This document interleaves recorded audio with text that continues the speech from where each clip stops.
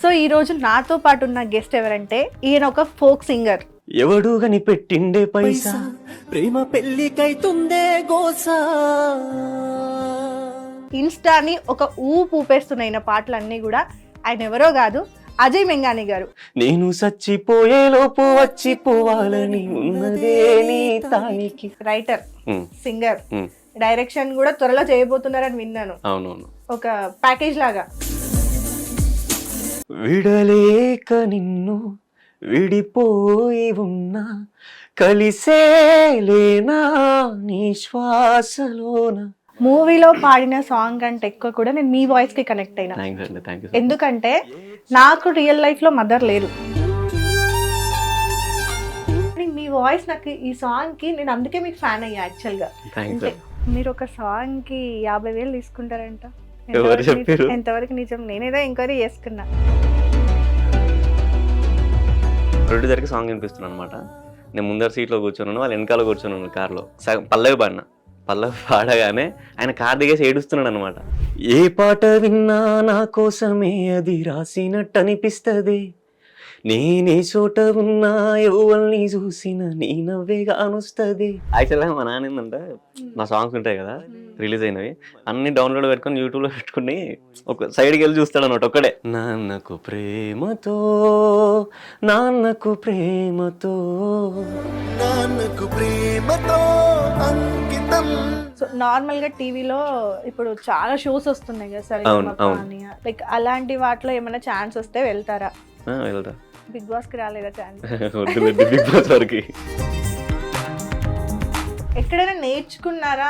లేదంటే సంగీతం ఎక్కడ నేర్చుకోలే. అన్ని ఇళయరాజా గారి ఎస్పీబీ వాళ్ళ సాంగ్స్నే. బ్రతుకంటే బడి చదువా అనుకుంటే అతి సులువా, పొరబడినా పడినా జాలి పడదే కాలం మనలాగా. ఒక నిమిషం కూడా ఆగిపోదేను వచ్చేదాకా. నా కోసం ఏదైనా మంచి సాంగ్ డెడికేట్ చేయండి. ప్రాణమైన పైడి బొమ్మ పారిజాత పూల కొమ్మ పరవశాలు పంచవమ్మ పాల సంద్రమ ఆడుమా పాడుమా అందమే అందుకోవమ్మ. హాయ్, హలో, నమస్తే, వెల్కమ్ టు హిట్ టీవీ. నేను మీ యాంకర్ మధు. సో ఈరోజు నాతో పాటు ఉన్న గెస్ట్ ఎవరంటే ఈయన ఒక ఫోక్ సింగర్. ఫోక్ సింగర్ అని పర్టికులర్గా ఫోక్లోనే కాదు, అలా పెట్టడం కూడా కరెక్ట్ కాదు. ఇన్స్టాని ఒక ఊపేస్తున్న ఈయన పాటలన్నీ కూడా ఆయన ఎవరో కాదు, అజయ్ మెంగాని గారు. సో ఒకసారి తనతో మాట్లాడి కొన్ని పాటలు మన కోసం కూడా పాడించుకునే ప్రయత్నం చేద్దాం. తన లైఫ్ స్టోరీ ఏంటి, అప్కమింగ్ ప్రాజెక్ట్స్ ఏంటి, ఏ సాంగ్స్ పాడుతున్నారు ఏంటి, అన్ని డీటెయిల్స్ కూడా అడిగి తెలుసుకుందాం. హలో అండి. హాయ్ అండి. ఎలా ఉన్నారు? బాగున్నారా మీరు? సూపర్ సూపర్ ఉన్నా. కంఫర్ట్ గానే ఉన్నారుగా? ఒక చక్కటి పాటతోని ఇంటర్వ్యూ స్టార్ట్ చేద్దాం. అష్టదిక్కుల్లోని ఆనందాలన్నీ అరచేత వాలేనంట, అత్యాశ లేకుంటే పేరాశ లేకుంటే ఐశ్వర్యమేనంట, కున్నాళ్ళు ఎండలు కున్నాళ్ళు వానలు వస్తుంటే చాలంట, వందలు వద్దంట పోయేదాకా బతుకు సాగిపోవాలంట, ప్రతిదీ నీతోనే నీతోనే బ్రతుకంతా మాది నీదే, అడుగే నీతోనే నీతోనే అడిగేది ఏది లేదే. సూపర్. మీ వాయిస్ ఎట్లా అంటే ఒక పర్సన్ని ఎంత మందిలో ఉన్నా కూడా ఒక్క సెకండ్ అట్లా వెనక్కి తిరిగి చూసి ఎంగేజ్ అవుతారనమాట, అట్లా ఉంది వాయిస్. సో పుట్టింది పెరిగింది అంతా ఎక్కడ, ఏం చదువుకున్నారు? నేను మా ఊరు వచ్చేసి గజ్వెల్ పక్కన R&R Lakshmapur colony. Okay.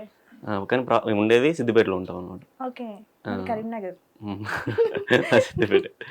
Okay. Study B Tech. So అమ్మా నాన్న ఏం చేస్తుంటారు? అగ్రికల్చర్. సిబ్లింగ్స్ ఉన్నారా? తమ్ముడు ఉన్నాడు. తమ్ముడు ఏం చేస్తుంటారు? మావాడ డైరెక్షన్. ఆహా. Direction interest. ఫ్యామిలీ మొత్తం ఇంకా ప్రొడ్యూసర్ గా మీ డాడీ లేదా మీ మమ్మీ లాంచ్ అయితే సరిపోతుంది. ఫ్యామిలీ మొత్తం బిజినెస్. ఓకేనా? అది కూడా ఉందా ఆలోచన ఏమైనా? ఇంక ఇప్పటి వరకు అయితే ఏం లేదు. లేదు.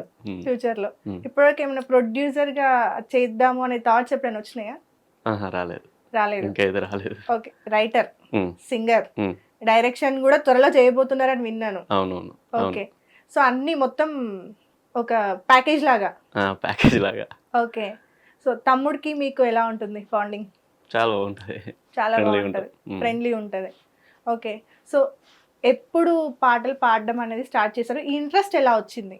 ఇంట్రెస్ట్ యాక్చువల్గా 5th క్లాస్లో స్టార్ట్ అయింది ఇది. ఓకే. 5thలో జనరల్ ఏమంటారు ఇట్లా కోరస్ పాడించారనమాట. స్కూల్లో ఇండిపెండెన్స్ డే పాడేశారు కదా, అందరు అమ్మాయిల్ని మెయిన్ పాడించుకుంటూ నన్ను కోరస్ పెట్టారు అన్నట్టు వెనకాల. పాడుతుంటే వాళ్ళకు నేను నచ్చి అప్పుడు నన్ను ముందేసి వీళ్ళని కోరస్ వేసారు.